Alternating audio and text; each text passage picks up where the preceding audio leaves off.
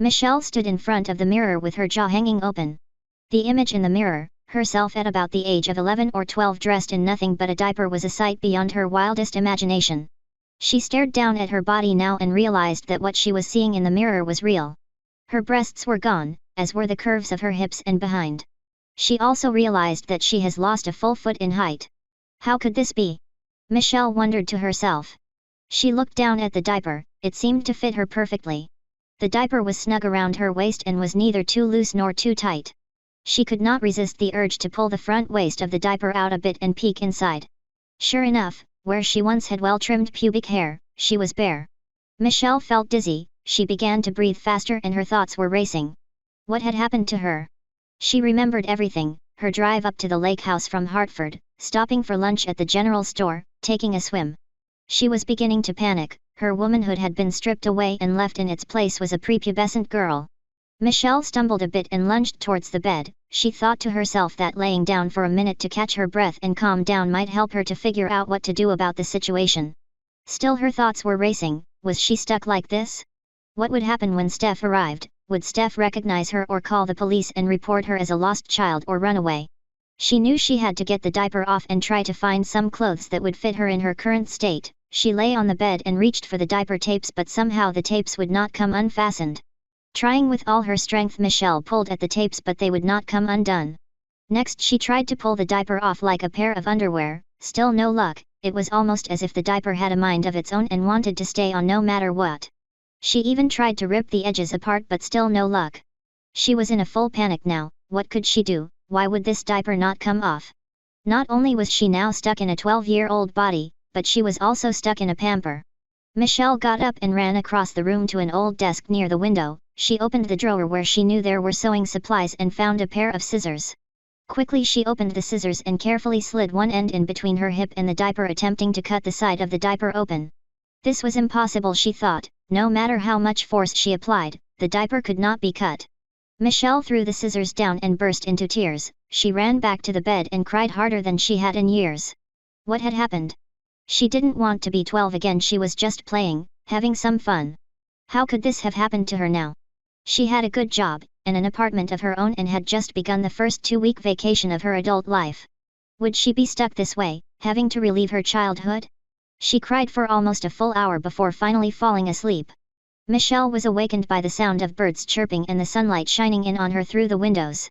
Wondering why she had forgotten to close the shades quickly brought her back to the reality of her situation and what had happened the evening before. Michelle looked down at her body. She was still the size of a preteen. She didn't have the energy to cry anymore and was also quite thirsty, possible dehydration from all the crying the night before. Suddenly she felt a new sensation. Memories came back to her yet again. She had not felt this feeling since she was 13, almost 14. She reached her hand down to her crotch and felt the front of her diaper. It was thicker and squishy. She felt the still slightly warm sensation on her skin. She had wet her diaper during the night, and had wet in her sleep.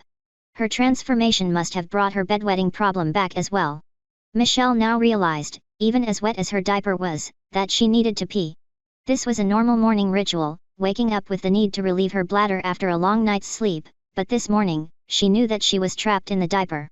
From her actions from the previous evening, Michelle knew that it was no use trying to get the diaper off, but she tried anyway. This time, as by some strange miracle, the tapes peeled back and let her open the diaper. With the thrill of a perfect golf shot, Michelle jumped up and let the soaked diaper fall to the floor. She ran for the bathroom and just barely made it to the toilet to pee. After emptying her bladder, she stood up and flushed the toilet. As she turned to face the bathroom mirror, she jumped back in fright. The image in the mirror was no longer a girl of 11 to 12 years old but her adult 24-year-old self.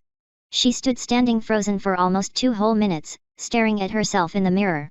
She felt her breast to make sure she was not dreaming. She looked down to her crotch and felt the pubic hair. She was back to normal. Had this all been a dream? Michelle quickly snapped herself out of it. I've got to get a grip. I must have dreamt that, she said to herself, talking directly to her image in the mirror. She jumped in the shower and washed herself, cleaning every part and taking an extra long time with her adult parts, just to make sure everything was as it should be. After toweling off, she walked back to the bedroom and her eyes were immediately drawn to the wet diaper on the floor near the bed. It hadn't been a dream. She really did wear a diaper last night. She really did regress to a preteen girl, and yes, She really had wet the diaper in her sleep. How was this possible, she thought.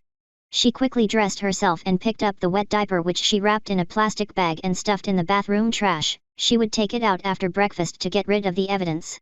Michelle went to the kitchen and made coffee. She looked out at the lake, wondering about the events of the night before.